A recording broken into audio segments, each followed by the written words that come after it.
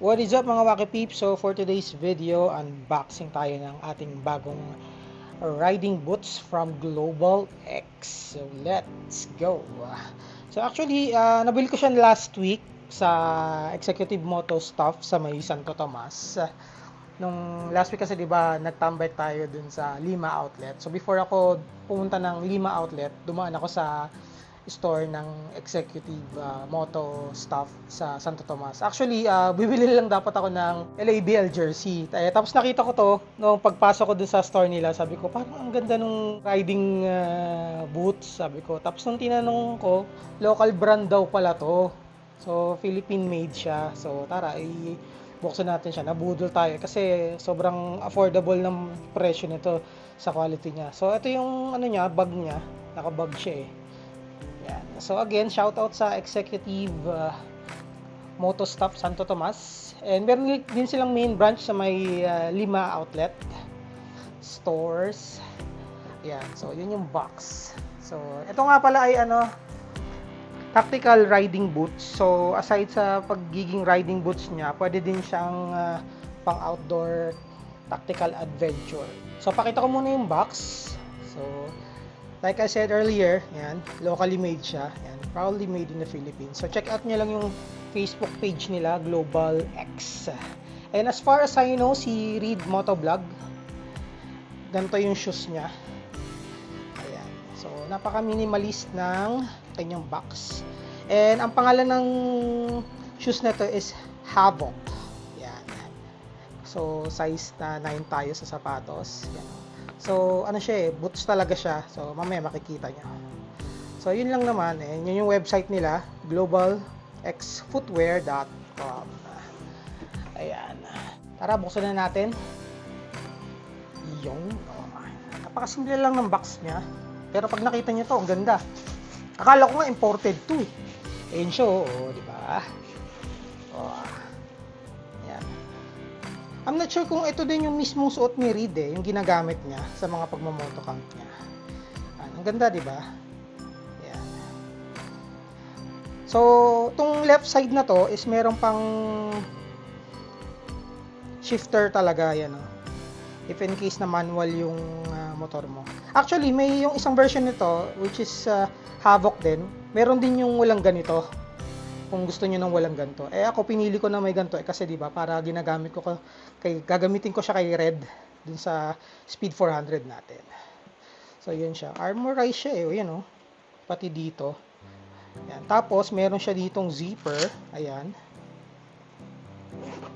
'Di ba? Zipper.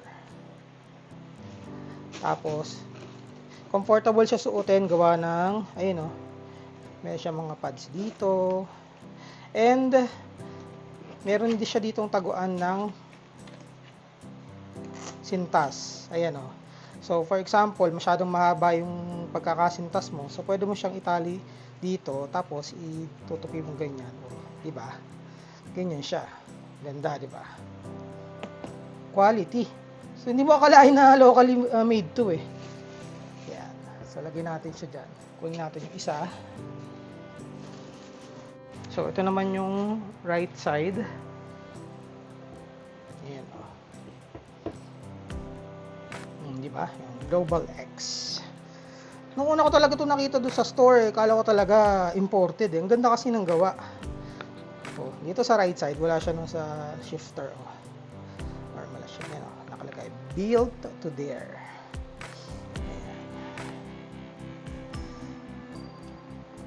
So, itong right side, meron ding zipper. Ayun Diba? May zipper din. Para madali siyang hubarin.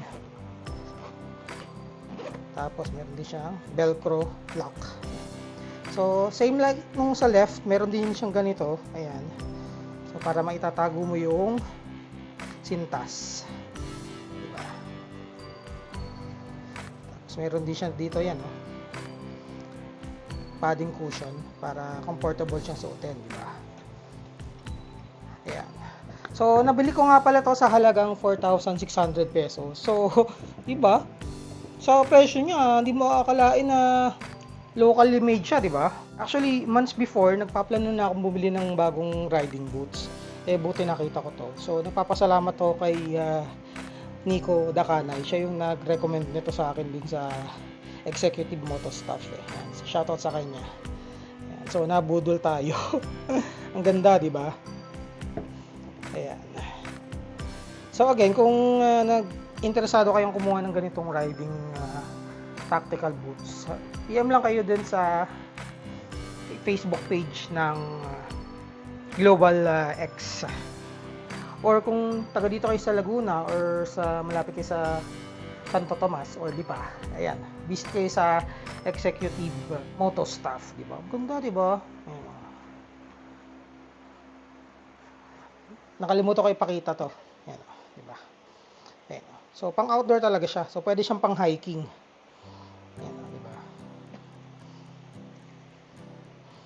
Sulit. Ayan.